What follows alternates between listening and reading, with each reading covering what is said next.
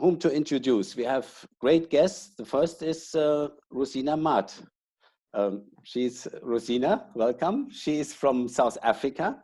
She's a professor at the University of KwaZulu Natal in Durban, South Africa, and she's the director of the Center for Critical Research on Race and Identity.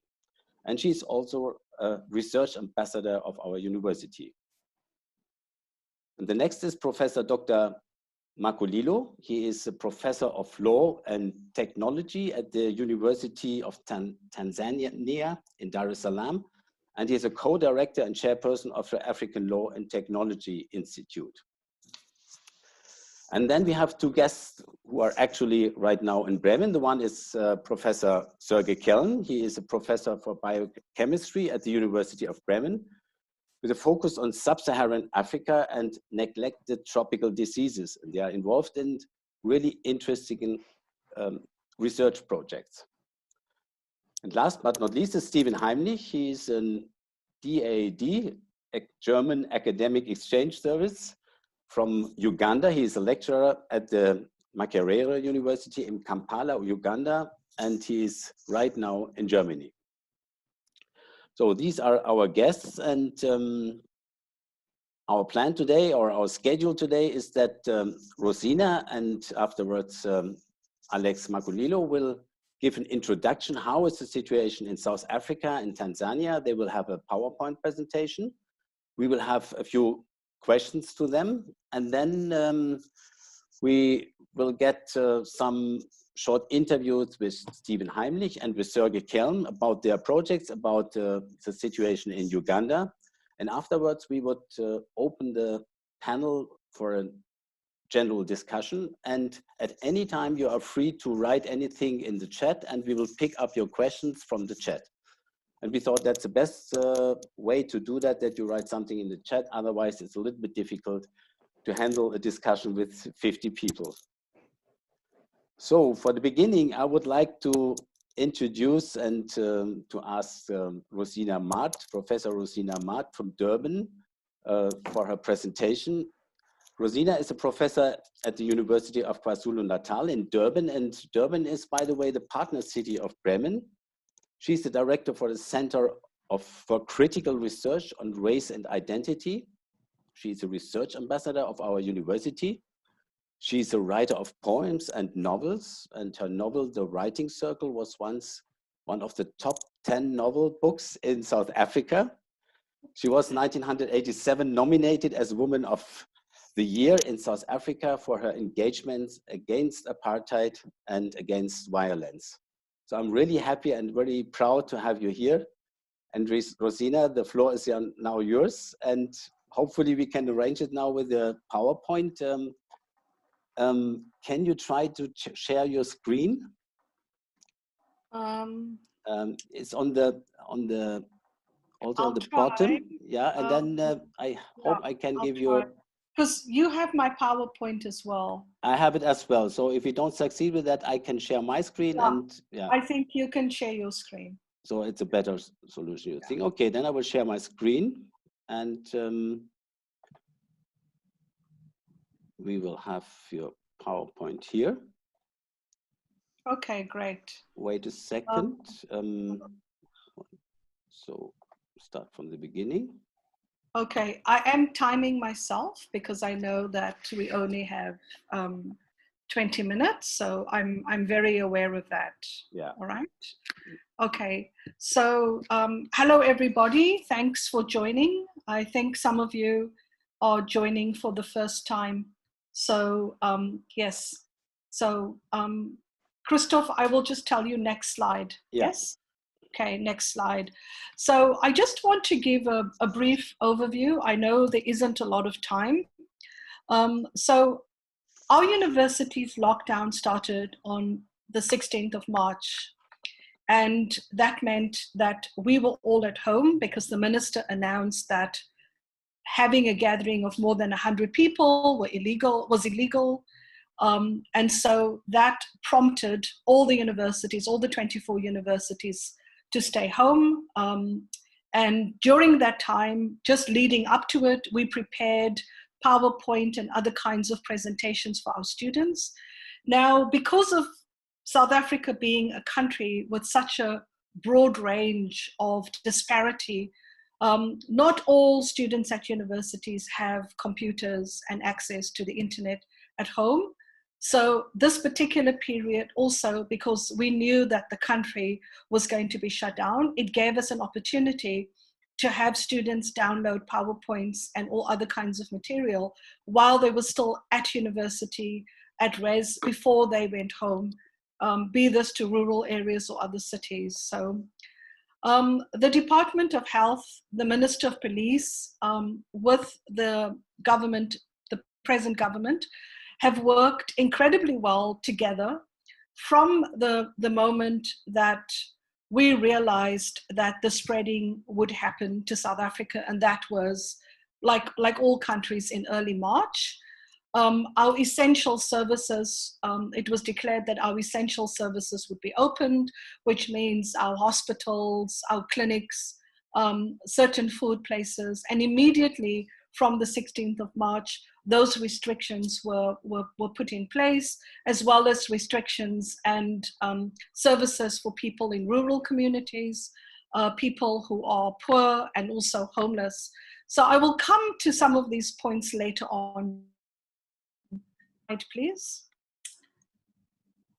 So this is in Strandfontein, which is part of the city of Cape Town.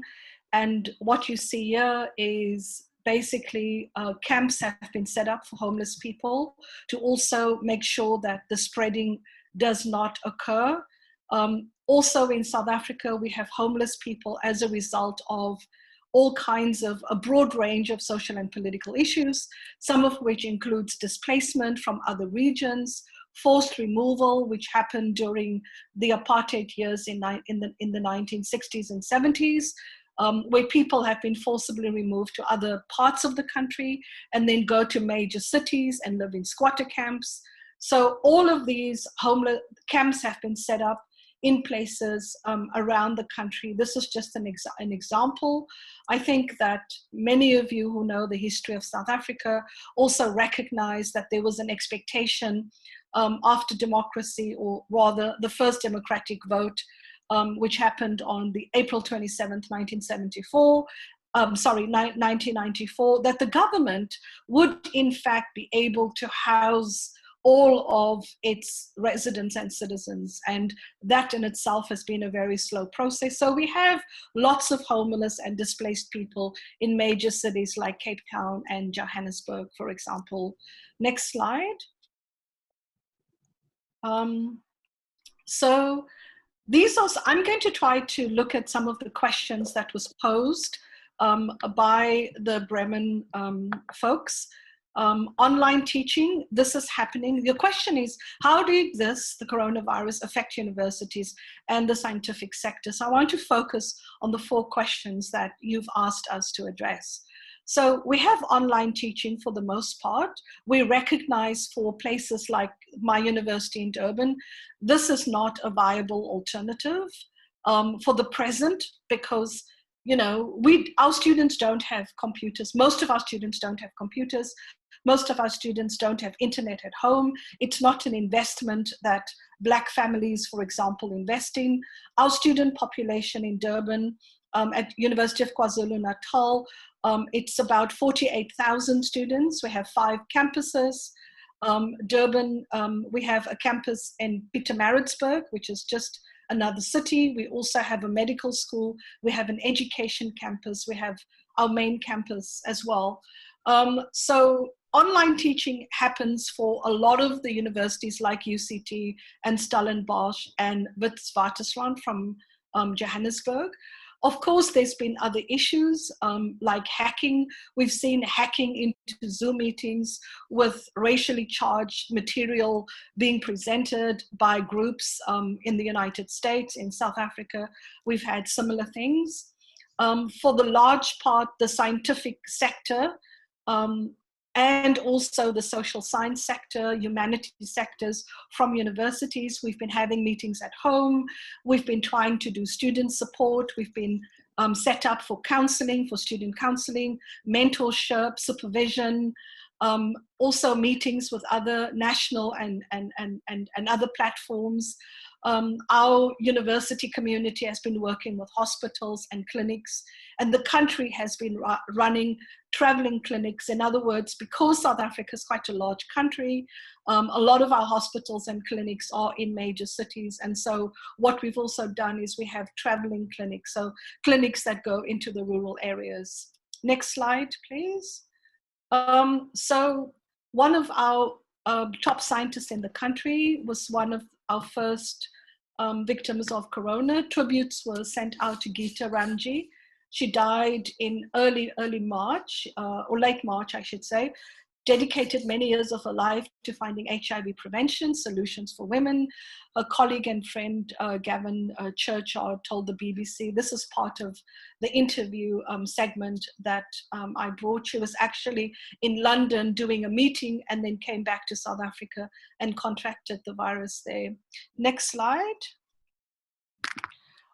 So this is Professor Salim Abdul Karim. He's an internationally recognized epidemiologist and infectious disease specialist. He's at the University of KwaZulu Natal. I'm going to talk about his 8 main points in addressing the, next slide, please. In addressing the question that was asked, and one of the main questions that was asked by the international research group in Bremen was how is the scientific community coping, and also what initiatives have been made. So one of the first points that Professor Abdul Karim makes, I'm just going to my notes here, is South Africa's capable scientist community. So I think many of you know the first heart transplant happened in South Africa, in Cape Town at Groote Schuur Hospital. We're very fortunate to have quite a large number of scientists, especially those who are epidemiologists. 50 of them are working with the government at the moment. Our response to HIV and TB has created many, many experienced experts. In many ways, HIV created a whole generation of scientists who really understand viral epidemics. HIV is very different, of course, but the elements of the virus and how it spreads remain the same. So in many ways, we have an advantage with that particular research and that particular implementation that has been part of the country for many, many years. The COVID-19 is not like the flu. Professor Karim explained that while there are some similarities between the flu, there are many differences. For example, while people with flu symptoms early on, COVID-19 generally does not show early on, and then before you know it, you actually realize you have the virus. Treatment for viruses is lacking. Until HIV, our ability to make drugs against viruses was not very well developed. While there are drugs to fight HIV, the coronavirus does not have the same enzyme as HIV. So these drugs will not work. And part of the concern is that hospitals that are being sort of set aside and being kept busy because of the influx of daily influx of people who are doing testing, as well as people who need hospitalization and confinement, that this is also taking up quite a lot of the space in South Africa for regular daily outpatients who go for HIV and AIDS treatment. The reinfection rate, of course, this is a big concern. It's not yet known whether this would protect a patient from getting reinfected. So a lot of this is not evidence-based. There's speculation, but as you know, there's no vaccine. So there's a lot of just work being done and discussions based on other kinds of research done in the area. Part of Professor Abdul Karim's concern has been just the way in which the different approaches we have seen around the world, what he calls the ostrich approach, where we've had governments just have their head buried in the sand, don't want to deal with the situation, ignoring it. What we've seen here in South Africa is we've seen our government work with our scientists who are experts in the area of virus research and virus control. So we had initially a 21-day lockdown, and then the lockdown was extended. That will be lifted, we don't know, on the 1st of May. But there's a lot of talk in the news at the moment as to whether it will be lifted and to which degree it will be lifted. And the president has been in touch along with the Minister of Health, Mkhize, and also Mbeki, who is our Minister of Police. So all of these measures have been part of day-to-day discussion. If you look at South African website, if you look at the Minister of Health websites, there's an hourly and update every single day as to the amount of cases we had.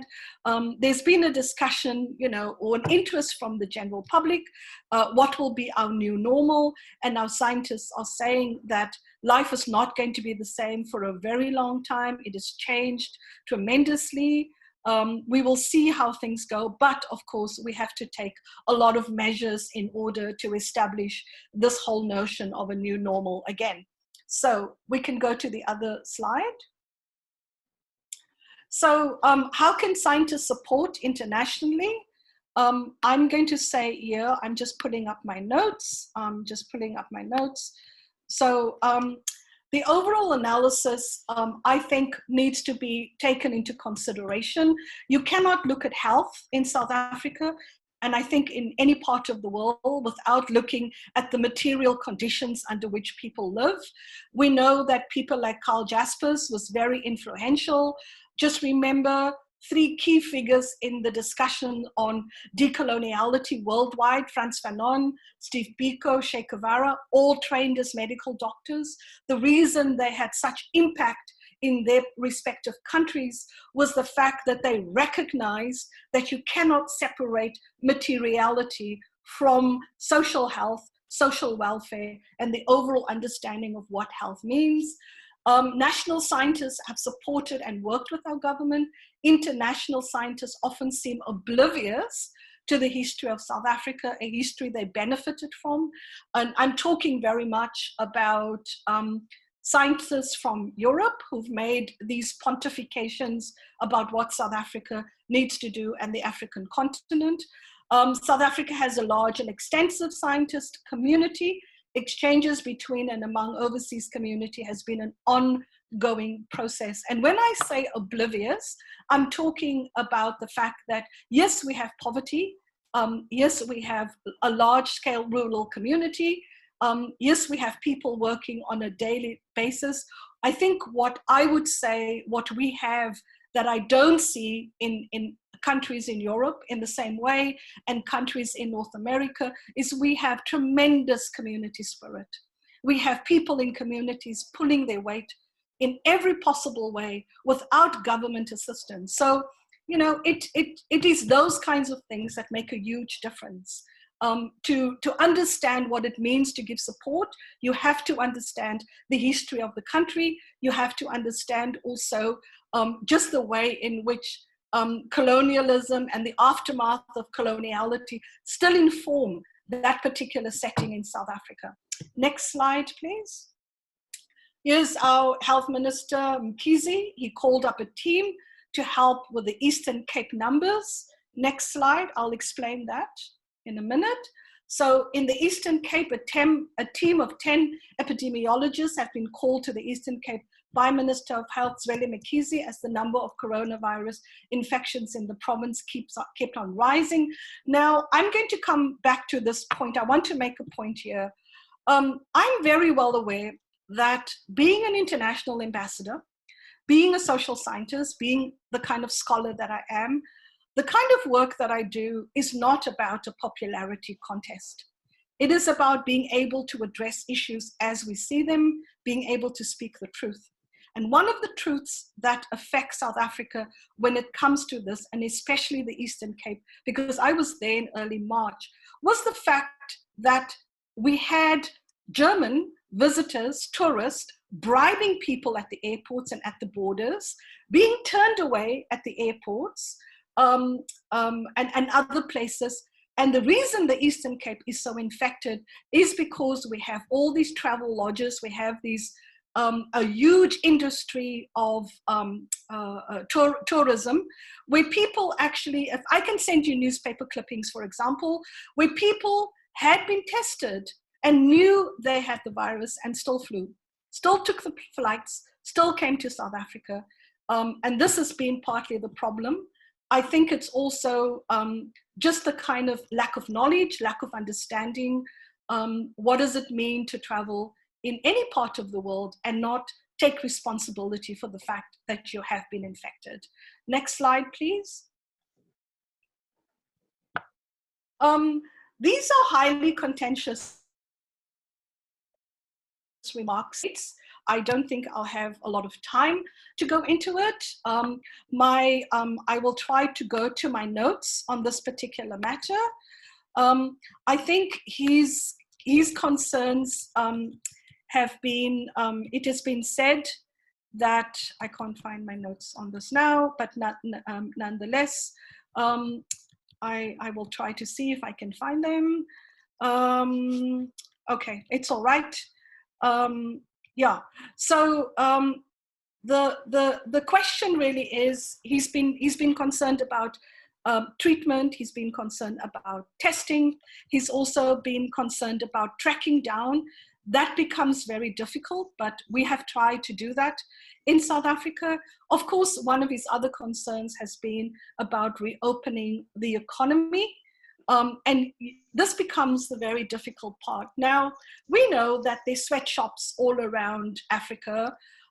We know that China and Thailand and all of those countries have sweatshops that make all kinds of material and consumable stuff for places like the US and Europe. I think that it is very important that we look at an ethics of care and also recognize whether an ethics of exploitation is not written within that, an unspoken ethics of exploitation.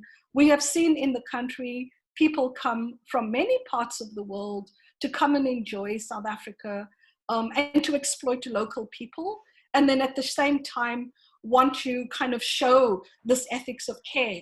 I appreciate an ethics of care always, but I would also say that the broader picture for me, just nationally, internationally, is also about having an understanding of what does it mean to take responsibility as a citizen and as somebody who's located within a community, and not to kind of constantly make suggestions to African countries when we all know fully well this notion of Africa as poor was never true.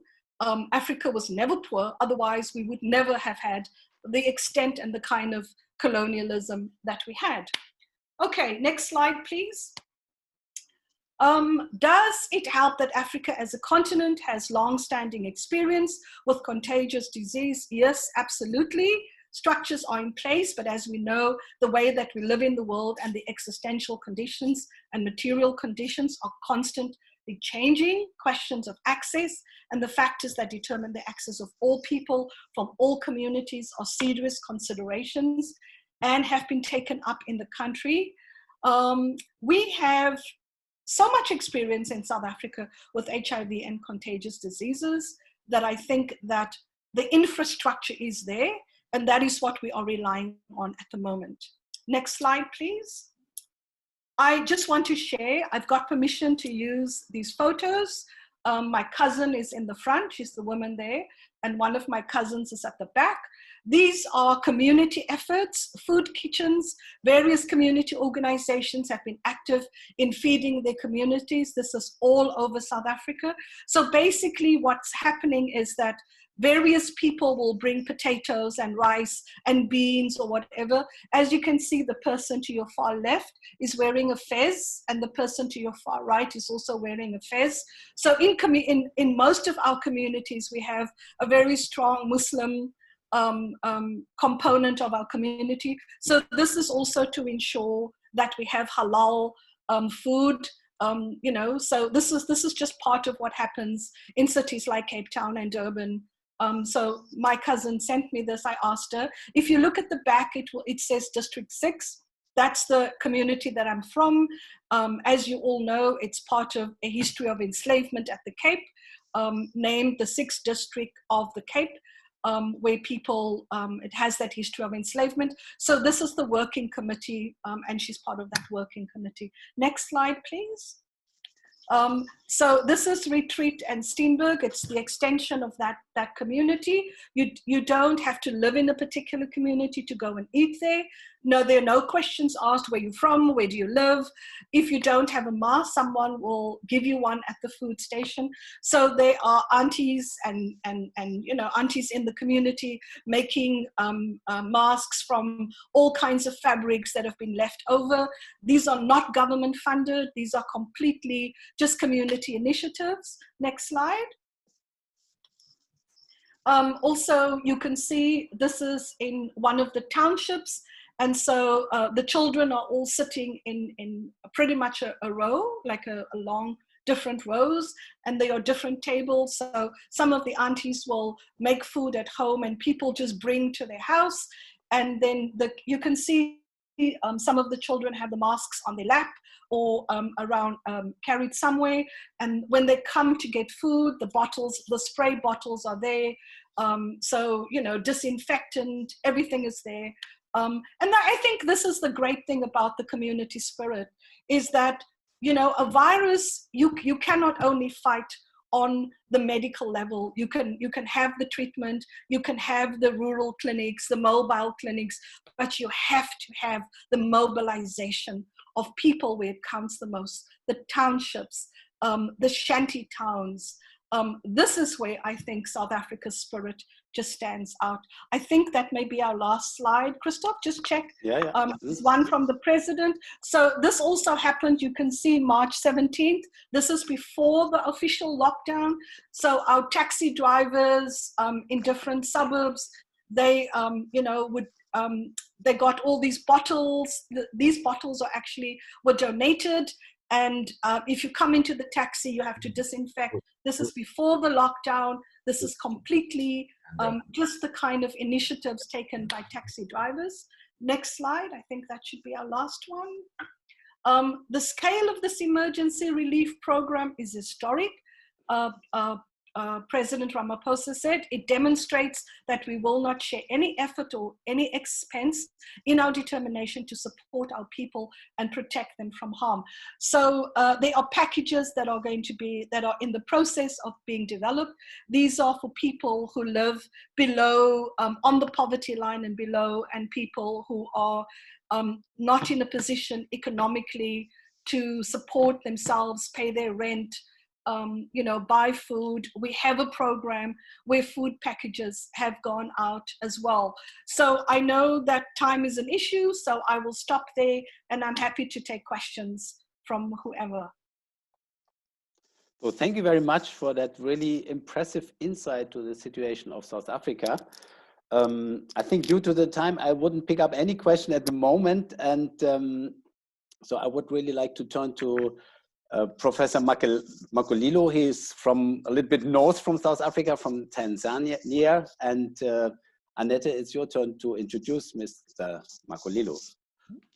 Okay, yeah, you already have presented him earlier in this event, but again, welcome to our panel. So as you said, he's our research ambassador in Tanzania, and Professor Makulilo was nominated from our Faculty of Law, as he was as a Humboldt Fellow several times in Bremen at the Faculty of Law at the Institute for Information Health and Medical Law at our university.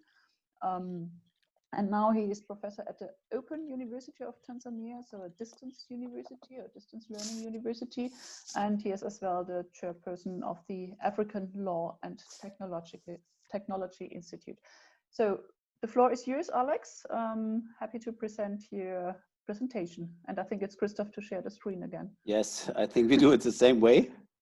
Alex, wait a second. I will share my screen and then show your presentation. Hoppala. Sorry. No. So then, oop.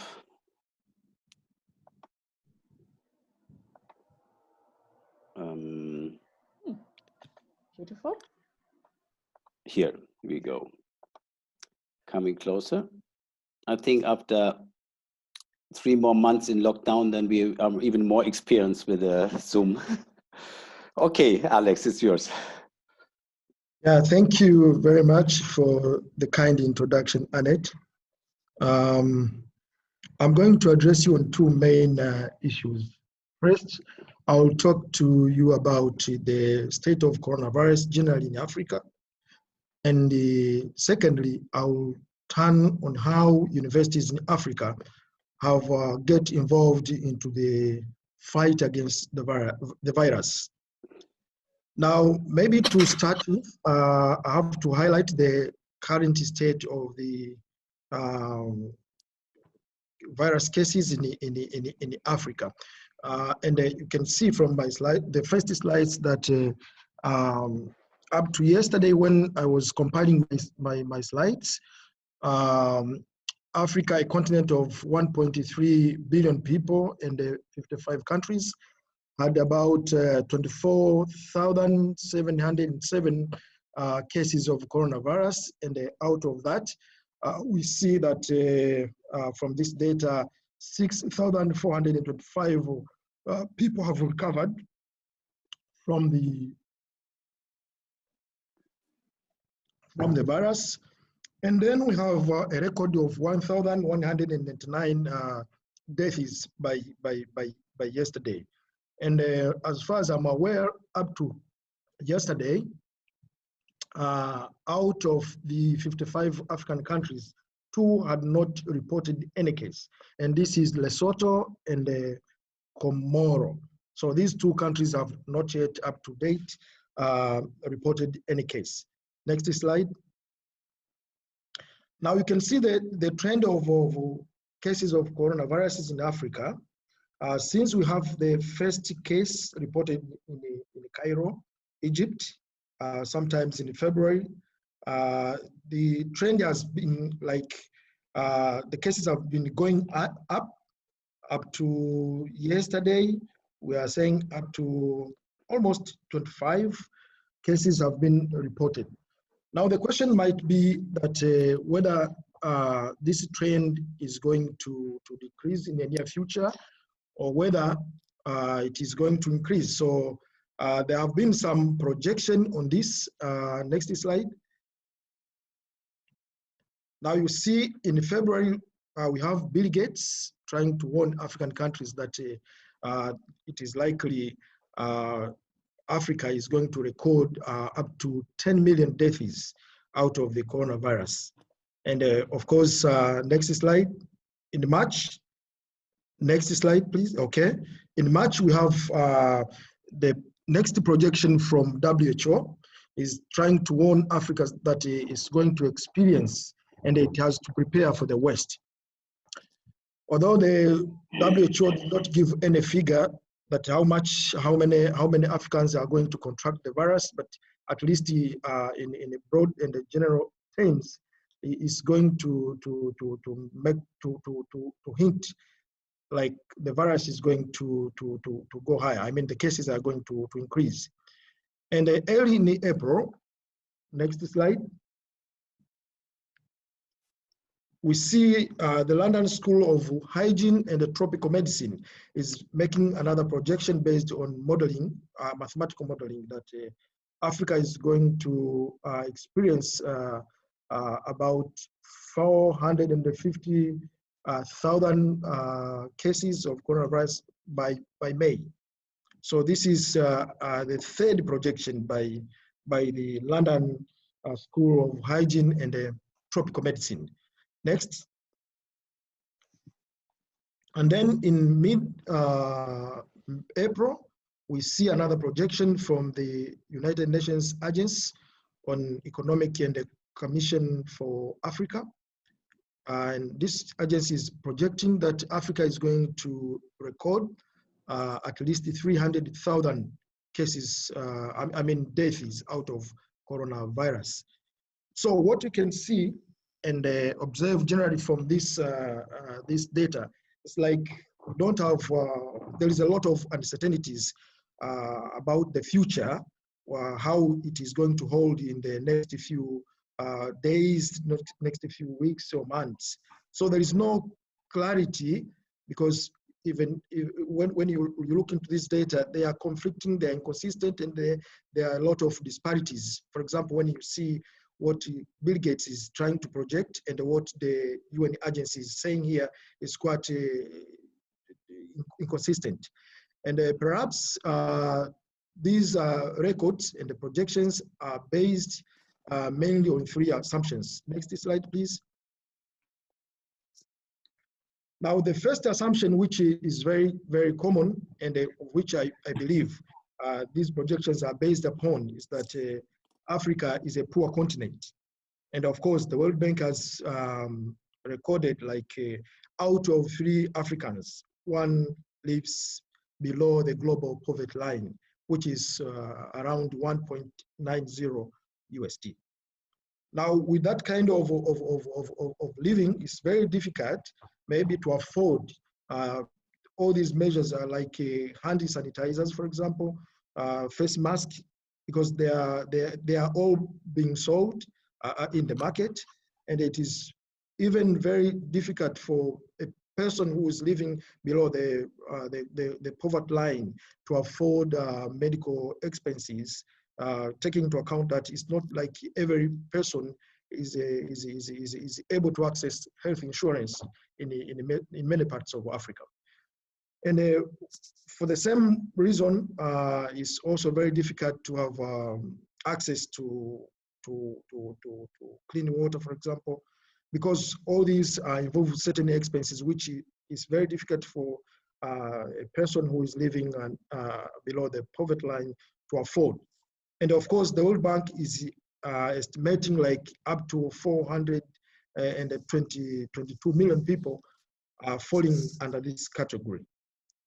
And the second assumption upon which these statistics or these projections are based upon, next please, next slide, is the poor, generally is the poor health facilities that we have in many parts of Africa. Of course, there are some of the countries like South Africa has made some progress and is very much ahead of many African countries. But generally speaking, the health services in Africa are generally very, very, very, very poor. Now, when you try to consider things like ventilators in hospitals, especially in rural areas, even in the urban areas, it's very difficult to see how Africa can easily cope with the coronavirus. Next, please. And then again, the other assumption, which is very, very evident that the projections are based upon, is the concept of social distancing. Majority of Africans are living in township informal settlements, as you can see in Nairobi. In Nairobi, we have Kibera and so many other parts of Africa. And they are also living in the informal sector. They live and they are living through the informal sector. So they have to leave their homes in the morning, go to work, get some money and buy food for that particular day.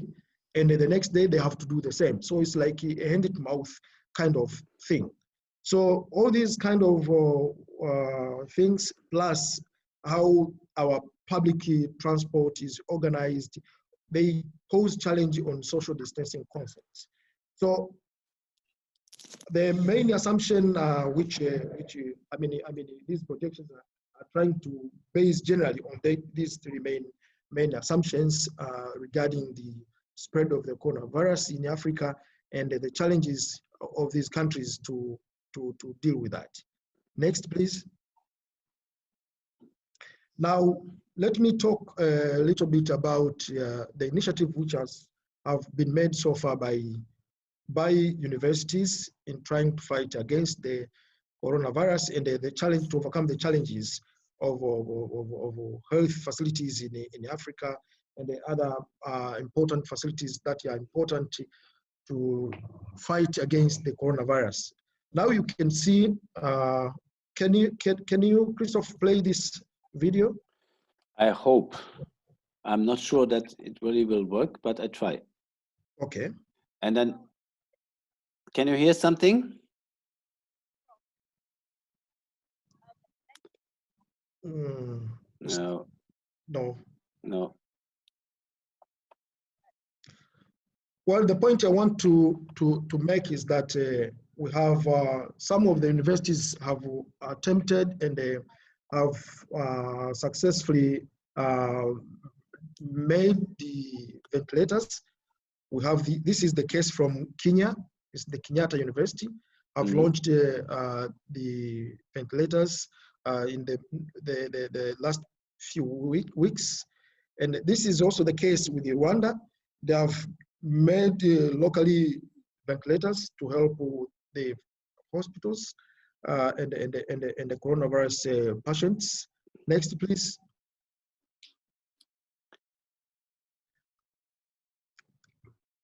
Other efforts which have been made so far include the making of hand sanitizers. You can see here we have the university in Tanzania, the University of Dodoma, which is the central part of Tanzania. It has it has been able to produce instant hand sanitizers, which are going to be sold maybe in a lower prices compared to what is currently available in the market. So probably this is going to help many people to have access to hand sanitizers in Tanzania. Next, please. And we have the same university, for example, in Tanzania, it has developed and made some of these face masks, which are also available at cheap prices. And I was told by a colleague from the University of Dodoma that these masks are going to be produced in a mass consumption based, and they are going to be put in a market quite soon. Next, please. Next. And again, another university, the University of Salaam, which is one of the longest university, the oldest university in Tanzania.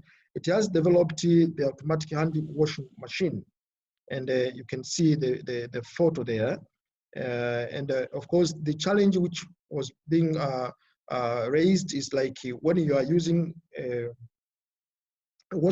hand washing machine, which you have to every time and again open the tape and then close the tape, you are likely to risk contracting the virus. So this was the solution which have been made, and this can be used by institutions and in public places. Next, please. We see also that universities have and research institutions in Africa have taken interest in looking for vaccine for coronavirus, and we see here that one research institute in Ethiopia is now, or rather currently, is making clinical trials of the medicine. But this medicine is not based on the biomedicine as we know, but rather it is developed out of traditional medicine. Now we know that a lot. Next, please. Next slide. Now we know that currently in Africa, governments and heads of states and higher-ranking officers, they are pushing and they're trying to encourage their citizens to use traditional medicine to fight against the virus. You can see this photo is trying to show the president, the Madagascar president, is trying to demonstrate how the traditional medicine can be effective in fighting against the virus. Next. So we see also in Zimbabwe, we have the government approval of herbal treatment for COVID-19. And this has also been the case for Tanzania. It was just yesterday, the president made similar statements that people should now turn back to traditional medicine, which has a very long history in Africa, especially in rural areas. Our grandfathers, grandmothers, our forefathers have been using that for quite a long time. So there is a very, recommendations from governments to make sure that people are getting this traditional medicine and they use it. Next, please. But we are very much aware that there is a very big tension between the biomedicine and the traditional medicine. Although the WHO has all these guidelines on how to deal with the traditional medicine, but really what is being raised here is the lack of scientific evidence on these traditional medicine to cure this virus. Next, please. So this slide tries to show how the pandemic puts Africa's traditional and Western medicine on a collision. So there are a lot of debates in the discussion regarding the effectiveness of the traditional medicine from the West, but most African countries, this has been recommended, and of course, it's an area which probably will need a lot of research. Next, please. Now, as I've mentioned, the main criticism, or rather issue, that has been raised all and again regarding the traditional medicine is about the scientificity of the herbal medicine. Of course, there are normally procedures which are used to verify the medicine and so on when it comes to biomedicine. But when it comes to traditional medicine or herb medicine, there are a lot of things that are not so much clear, which raise a lot of issues. Maybe people might be exposed to higher risks by using this traditional medicine. Perhaps the Ethiopian clinical trials, they are going to give us a broader picture on the effectiveness of this traditional medicine. But very generally, I would say that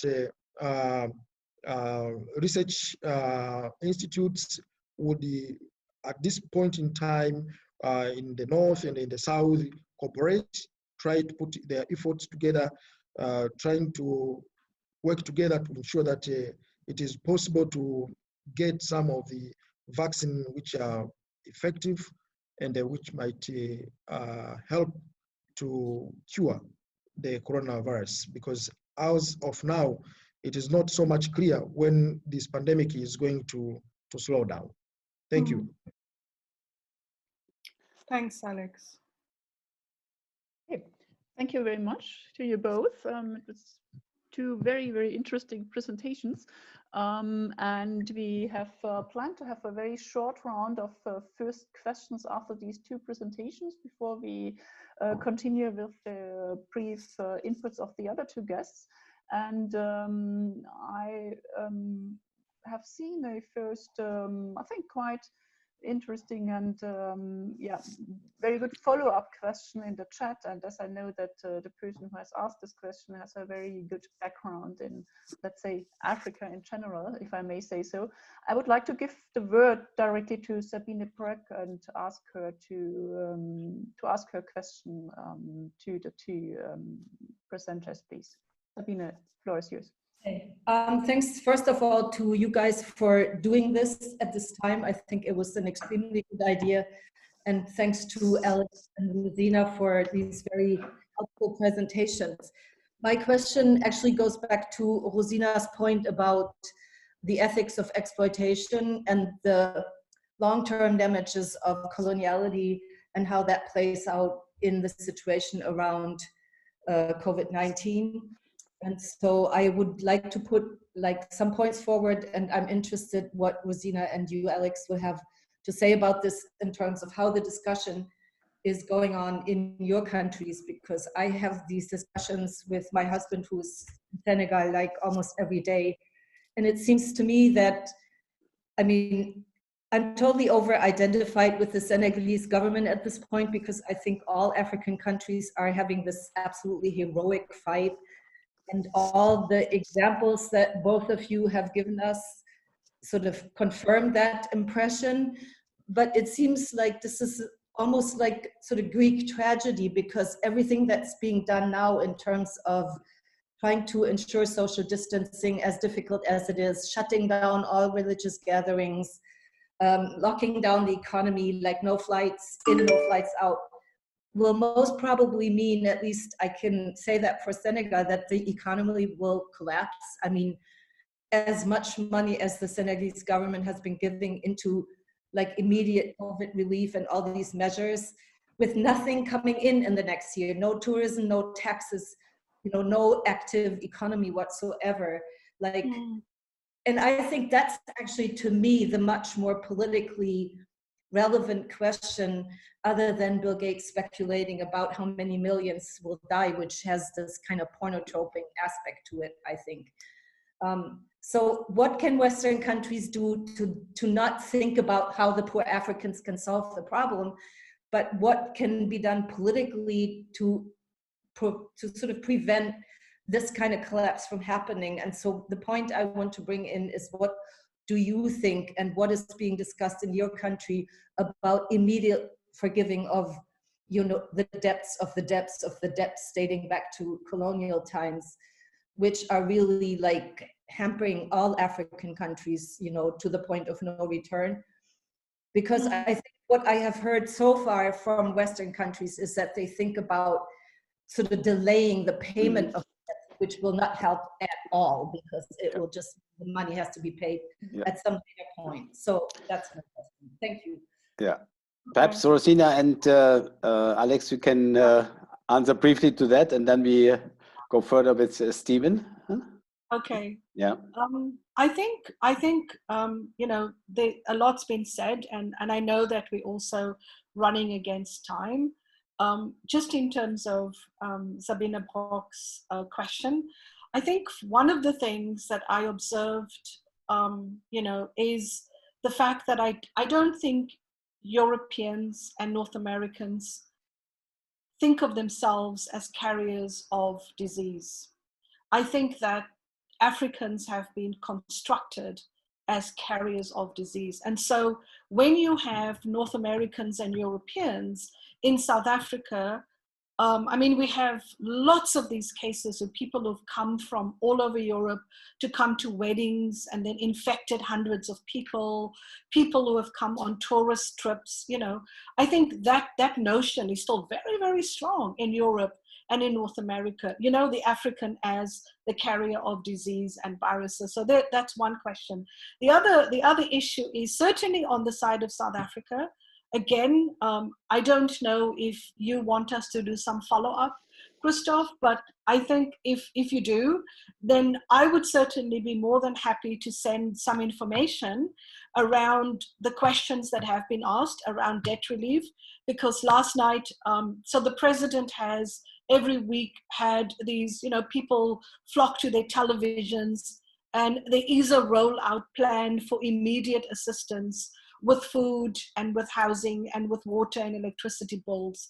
But all of the other plans in South Africa, because remember, since '94, we've also had a plan in place to repatriate people to places where they've been forcibly removed from. I mean, the District 6 community is one of those. So all of those measures now have to go on hold, and to deal with the immediacy of how the informal sector has been affected, because there are many South Africans who live from day to day. Go out and work today, buy bread, go home, make your meal, and do the same thing every single day. So yes, there is a plan, but we will see what happens in terms of the rollout.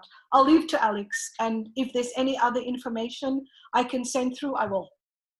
Okay.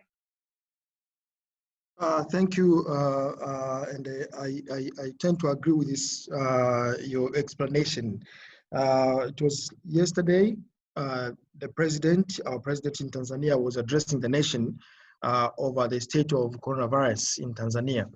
And with regard to this, to the economy, he raised one important point that we have seen the World Bank is trying to advocate for the low interest loans to African nations. But really, this could not be very much helpful for African nations. As you can see, it's like we are trying to postpone the burden. And then the call by the president, and which is shared by many African leaders, is like, well, let the donor countries, the World Bank, try to think about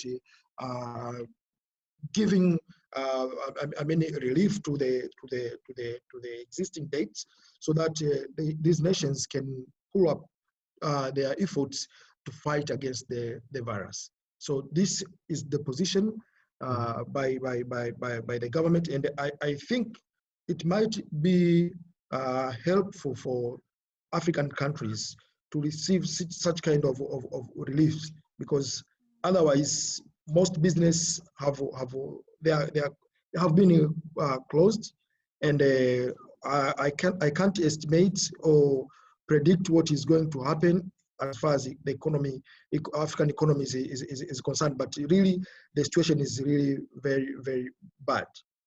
Thank you. Okay, thank you both. Before I hand over again to Christoph, I'd like to take one other question in the chat, asking how high is the estimated number of unreported cases, because less than 25,000 cases of infections seems to be very low. Do you know more about that? So it was the question was asked for Alex, but maybe you can both, if you have an answer to that. Yeah, maybe to respond on that. Well, these cases compared to the population and the size of the continent, because I said Africa has 1.3 billion people, and it has got 55 countries. Now, if we are only saying that the total number of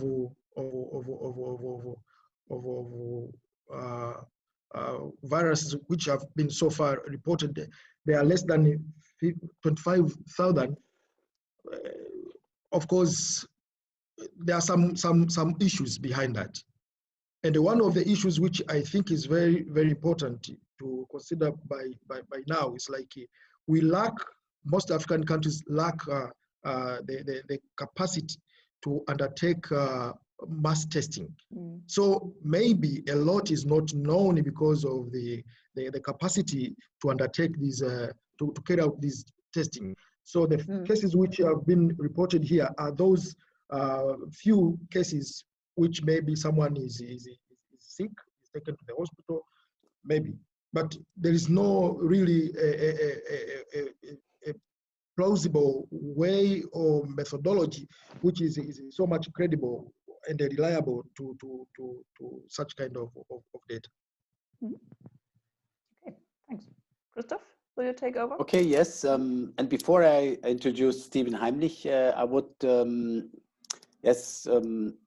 encourage you to drop your questions here in the chat. So as some of you already did, you can do it anytime, and then we will pick it up later.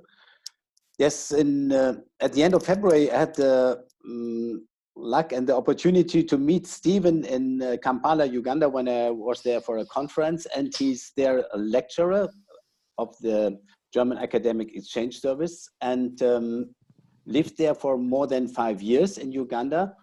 And now, out of a sudden, he has to come to Germany. I think it was almost a dramatic travel to Germany. Perhaps you can tell a little bit about that, Stephen. Yeah, Christoph, thank you for having me. I hope you can hear me clearly. Absolutely. We did before. Okay. Yeah, it was dramatic in a way that it came on a short notice. Actually, I came on board of the German embassy repatriation flight. I'm quite sure most people have heard about it. German citizens were brought to Germany from those places where no regular flights were going corona crisis. And the same thing happened in Uganda actually on 20th March. International airport in Entebbe was shut down. No flights coming in, leaving the country. So of course the situation was a bit stressful, and when the German embassy organized the repatriation flight, I decided to also enlist for that flight, and then luckily enough I came back beginning of April, actually 2 weeks ago. But you have been there in the first weeks of the lockdown in Uganda, and as far as I know, I think it's pretty strict there as well. And for me, and I think for many people, it's very difficult to understand how can you impose such a strict lockdown in cities or a country which are so densely populated. Yeah, well, it didn't start in such a strict way. It started similar to the measurements that have been taken by European countries, for instance, so closure of the university, school, non-food shops, for instance, offices, and then the measurements more and more strict. For instance, the public service was completely shut down. No public transport going on. Then a curfew was also installed, meaning from 7 in the up to 5 in the morning, you were not allowed to leave the house anymore, which was also enforced by the police, the so-called local defense units. So it became stricter almost every day. And of course, that was not an easy situation. And still until now, the measure days, they have been extended until 5th May. So right now, many people in Uganda is still limited. And of course, especially those people who depend on making their living on a daily basis, it's a very hard, problematic situation for them right now. I mean, you are still in the daily contact to the students in Uganda. You're having your lectures. As we already learned from South Africa or also from Tanzania, not many students or people have access to internet or to, computers. So for us, I think home office or staying at home is perhaps much easier than there. I don't know. How is the mood there in Uganda? How do people accept the lockdown? Yeah, you mentioned my students. They are some sort of an exception because, using online teaching methods was part of our regular program even before. For instance, they had to submit their coursework via email, which is still not the case for most students in Uganda. They would normally handwrite. I was actually quite surprised to see how well my students were coping. I teach still using email and also WhatsApp. So we have like WhatsApp discussions and so on pretty well. But for the majority of the students in Uganda at the moment, no teaching is going, simply due to the fact also that there is not enough money to buy internet bundles and so on. I think Rozena mentioned it in her presentation, that access to these services. So at the moment, no teaching is happening. And about the mood of the people, we learned from Rozena that there's a great community spirit in South Africa. Is that comparable to Uganda? Yeah, I would say it's divided. The middle class can afford to stay home maybe for some few weeks. They are very much in the government measurements, and they hope that, of course, the crisis will be that way, and we go back to normality after 5th of May. But for the poor people, I think there's a very different mood. They are very angry. We also hear about in the city center of Kampala, we hear about police being attacked and so on. So I would say it's the division between people who are belonging to the middle class and the poorer people.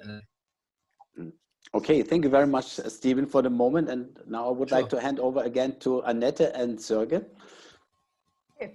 Thanks a lot. And that actually fits very well. So you have already introduced Sörge as professor for biochemistry at our university, and with a huge research background in Africa and a lot of contacts, and we know that he's working at the moment with a team of African researchers as well here in Bremen, but as well in the different countries where he is active on tests and on the situation really. And now in parallel, we have seen a discussion going on in the chat about traditional medicine, and just have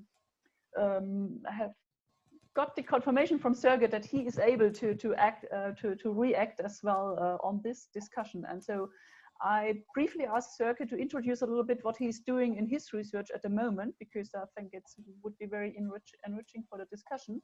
But at the same time, or in a second step, to take over the discussion from the chat on traditional medicine and to comment a little bit on that.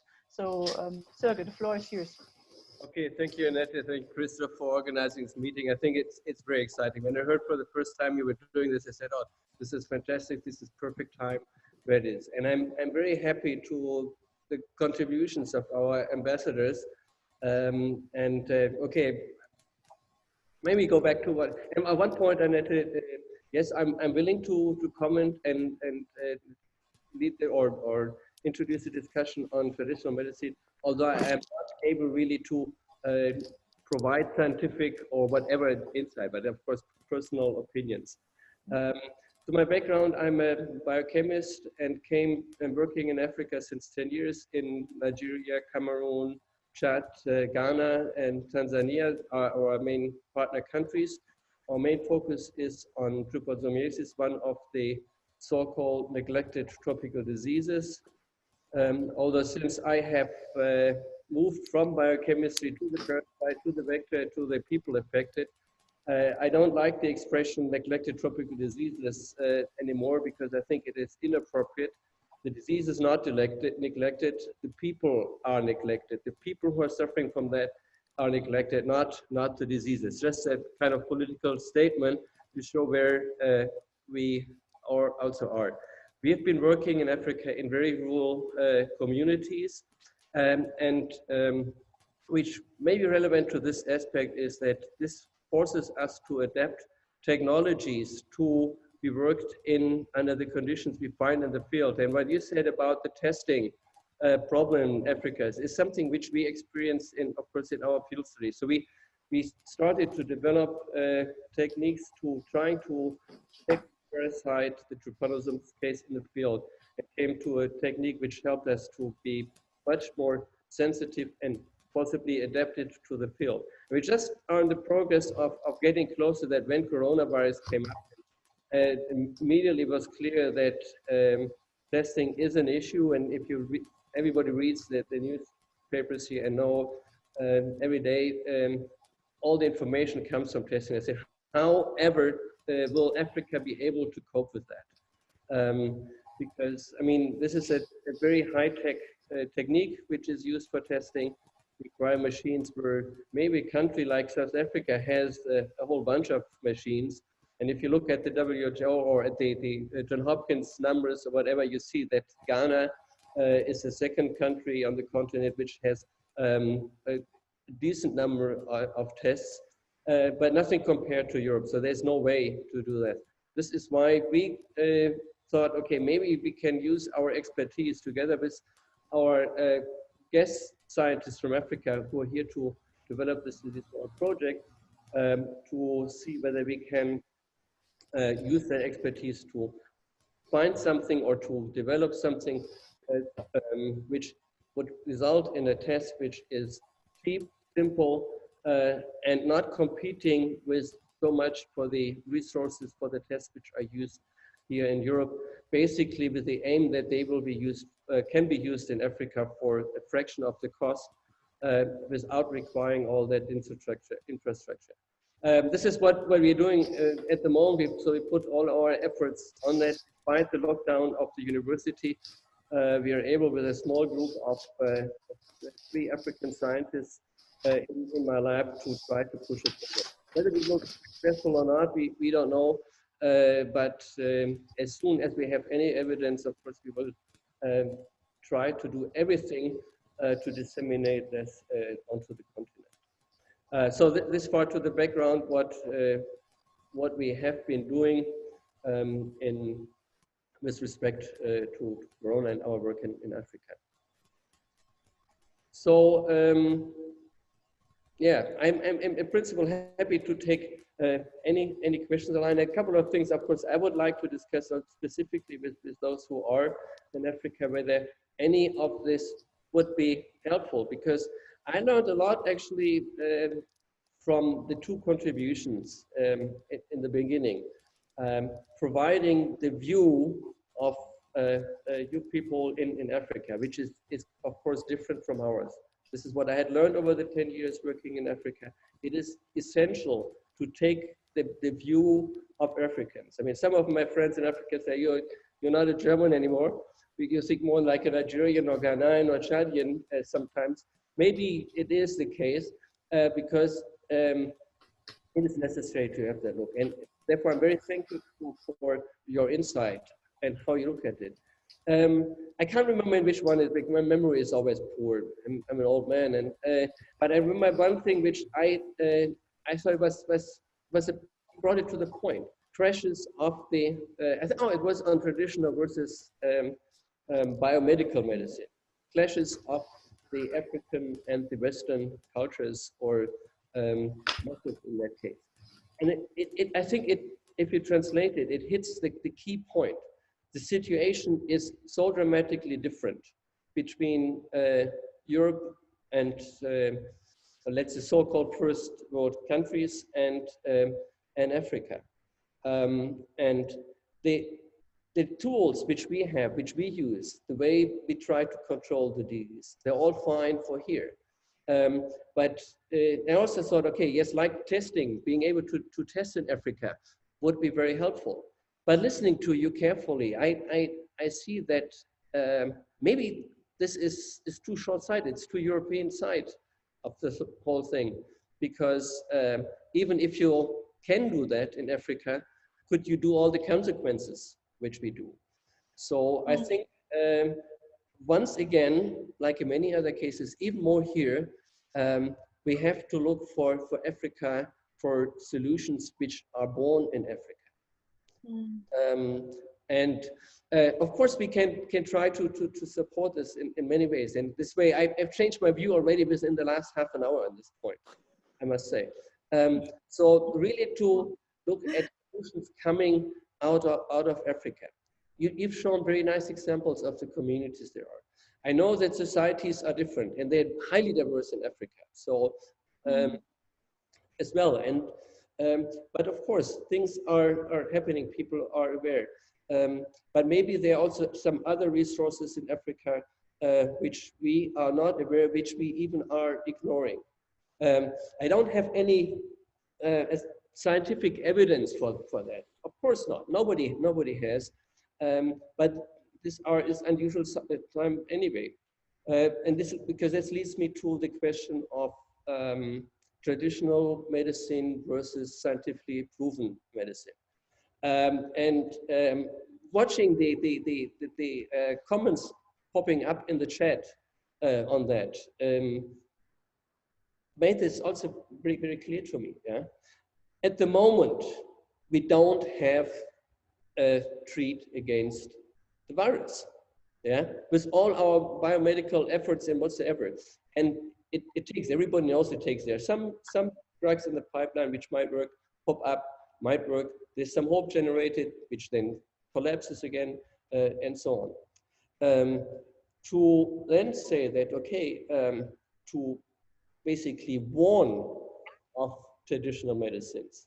First, let me say, okay, I don't think it is appropriate to use the word warning.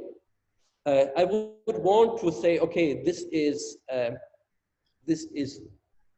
basically, this will work, yeah? Like making wrong promises with our drugs, making wrong promises with traditional medicine has the same intrinsic problem, yeah? That is the only kind of warning. But if you have access to that, and you have the impression that it helps, I would not say, oh, don't do it because it is not scientifically proven. Yeah?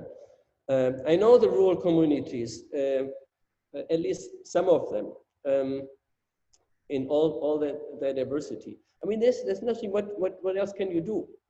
Yeah, but listening to you and thinking about that is finding solutions coming from Africa.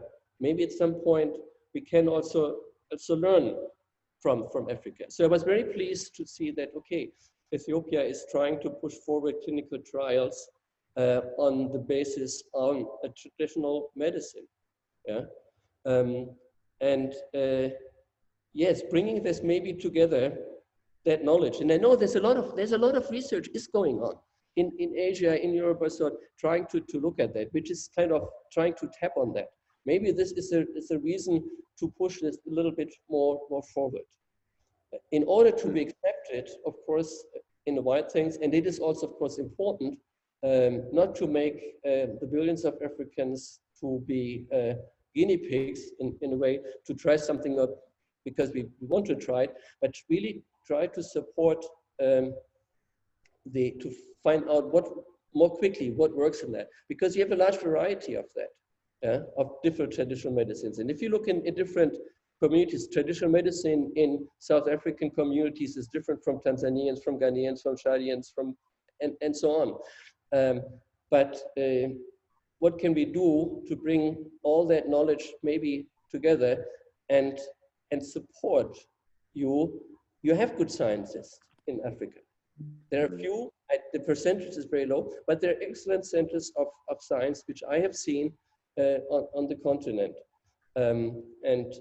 Maybe bringing the two clash worlds together, the knowledge we know how to basically validate the effectiveness of drugs, of medicine, may help to increase the acceptance and to tap on the bells of that is. I actually, personally, I would not be surprised if key for such a medicine is on your continent. Mm-hmm. Okay, thank you very much, Sergey. Who would like to comment, Rozena or Alex? Who would like to start? I'm not going to comment. Alex can go ahead. Actually, I'm just going to say one thing very quickly, which may not be related. One of the challenges has been about religious gatherings. So today would have been the start of Ramadan, which is the holy month for Muslims. Half my family is Muslim. And so I've just been watching here because the moon hasn't been spotted. So it will now move to tomorrow night will be the start of Ramadan. And I bring this up because obviously in communities where people practice their religion and it's in large numbers, so all religious gatherings have been stopped in South Africa. So there isn't that chance. And so tomorrow being Friday, Jum'ah, there's no Jum'ah. You have to practice at home. So I think the community spirit is probably, I would say, I've lived in Canada. I studied in the UK. I've never seen community spirit like we have in South Africa.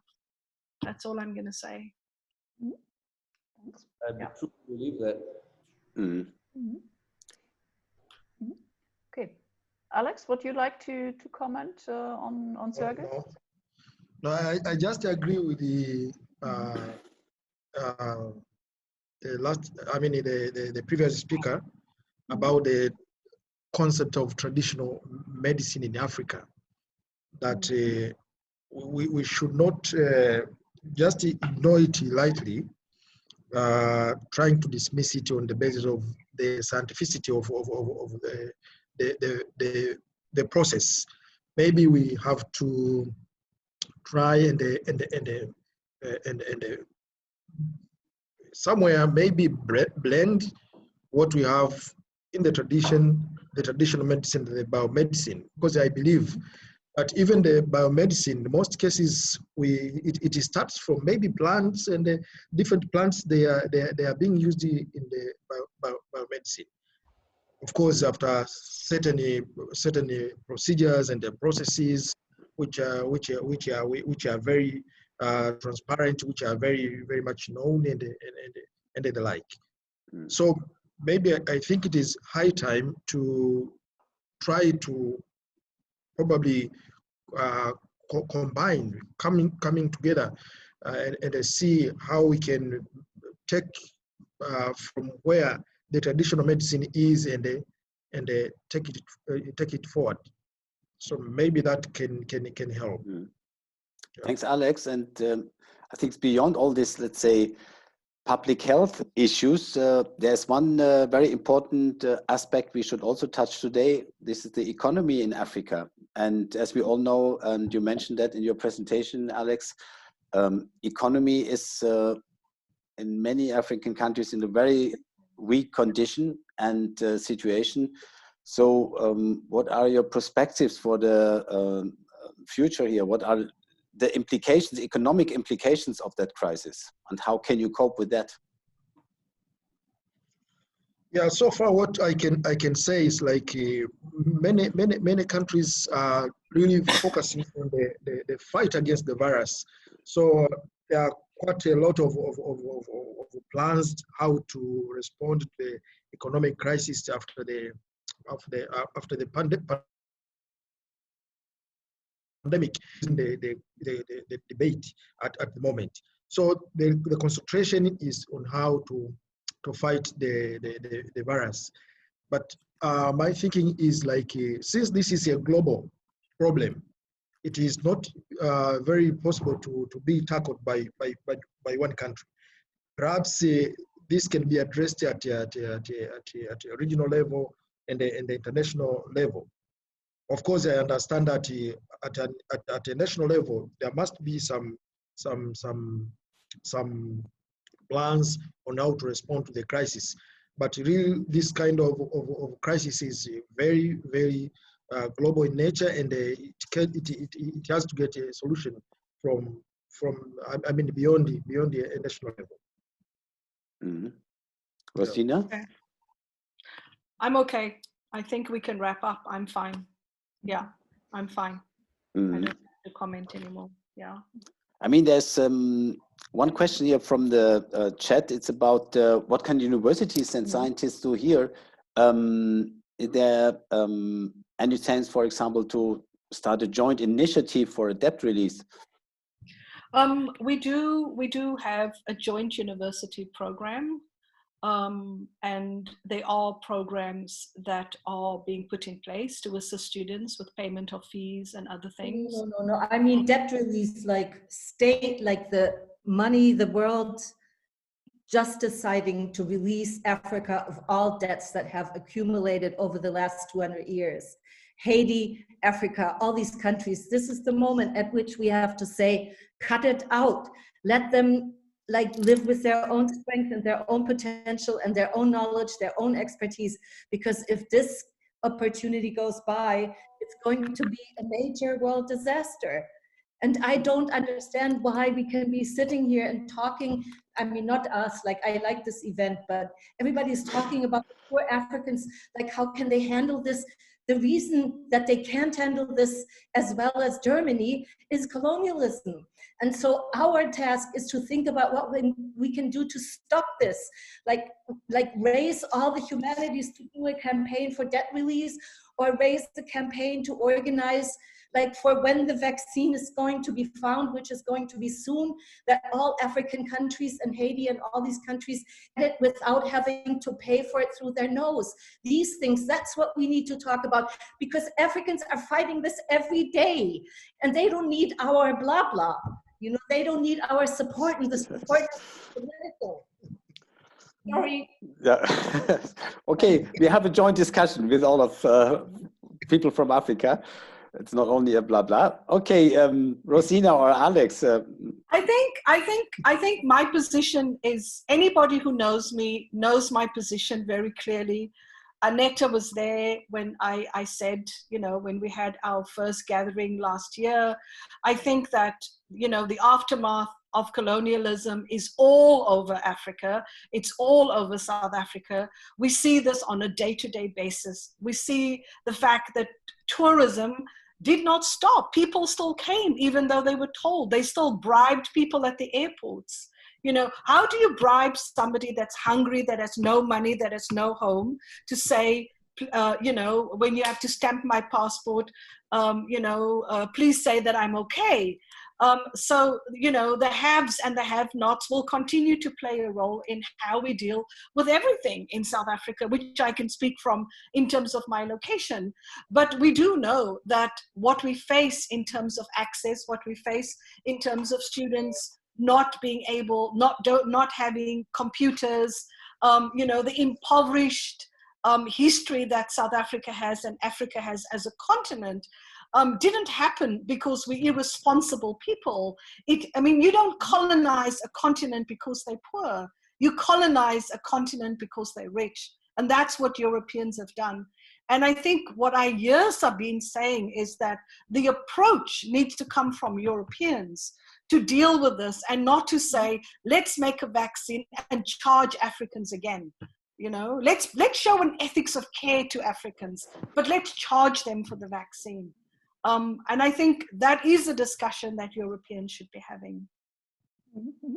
Mm-hmm. So I've seen in the chat that, for example, Serge is completely confirming what Sabine has suggested. So, when we hear Rozena saying, okay, it has to come from Europe. So what do you, let's say, as two German professors, if I say that in that way, what would you suggest? What would you do? So what could be, let's say, could there be a next step? So we have to close soon this discussion because we only have a limited time, but what would be next? So what should be the agreement after this evening? Shall I? I mean, I think I'm from the humanities, so I don't know what like the natural sciences people or the you know, political science people would say, but I'm really surprised at like what happens in German universities in the humanities at this point. And maybe it's because of semester vacation and people haven't sort of woken up to the semester, but it's sort of an eerie quiet. And there's so many issues that we should be discussing in terms of, you know, going back to very traditional notions of international solidarity maybe, and trying to figure out, like, because there are campaigns now for debt relief, for example. And I'm sure this whole race for the vaccines will be the next big issue, like who's going to find it first, and then who's going to own it, and to what price it's going to be sold. And how do we prepare ourselves to intervene in these debates? I don't have like a recipe at this point, but that's what I want to be thinking about. Serge? Yeah, I'm not an economist. I'm not a social scientist. I'm just a lab rat, basically. But I'm also human enough and have worked with Africans. Not only worked, but lived and stayed, and I see that African perspective. So basically, I don't know. The main issue really is that if we don't become real partners, whatever that means, real partners, it's not going to work. Yeah? Colonialism, and that is not only the financial aspect. I mean, these terrible issues, what you mentioned, the tourists importing the virus into Africa.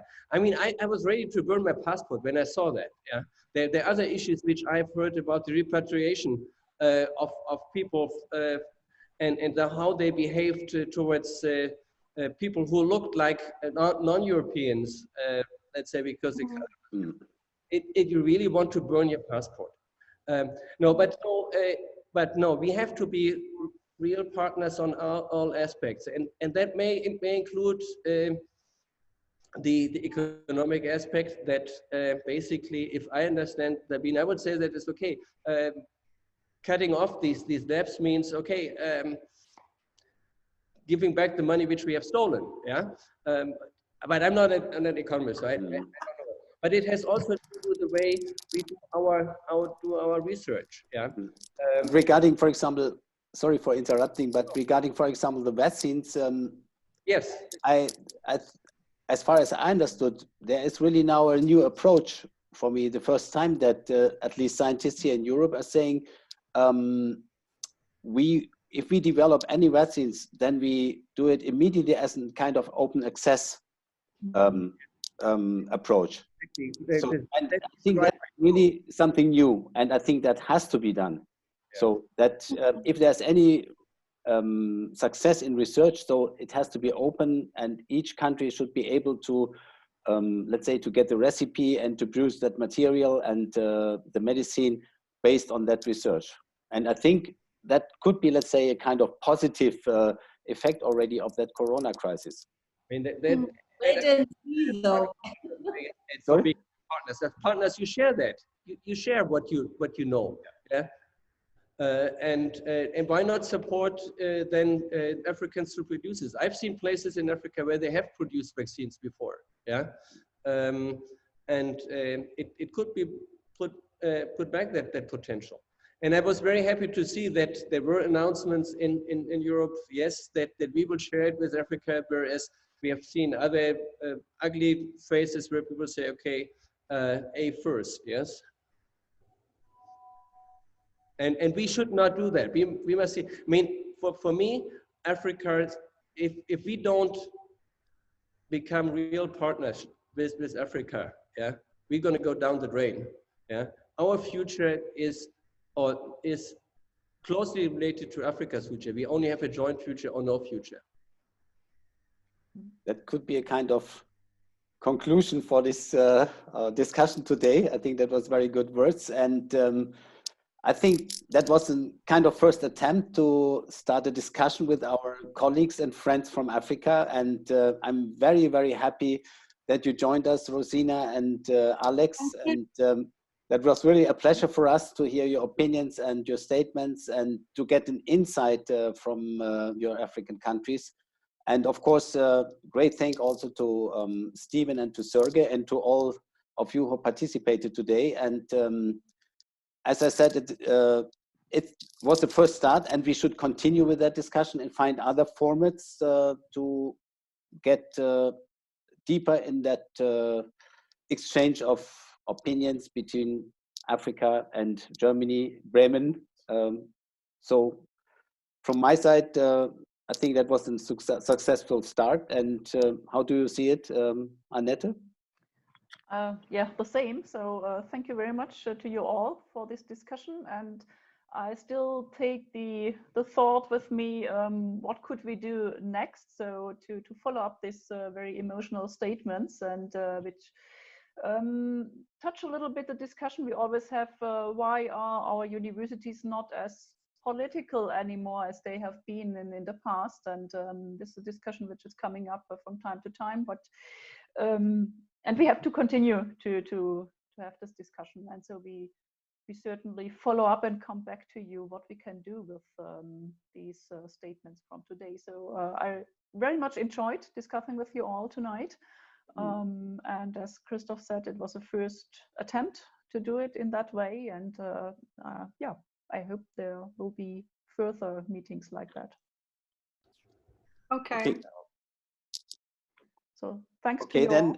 Before I close, I just wanted to invite all of you, if you have any suggestions or proposals to have similar kind of meeting, we as the Alumni Association give you a platform for that. We are not always the ones who have to organize it. So if you are interested and if you have a good idea, please contact us and we give you the space for that, and particularly in times when we can have online meetings. And if you are not a member of the Alumni Association, but you are an alumni of our university, become a member and follow us on our social media.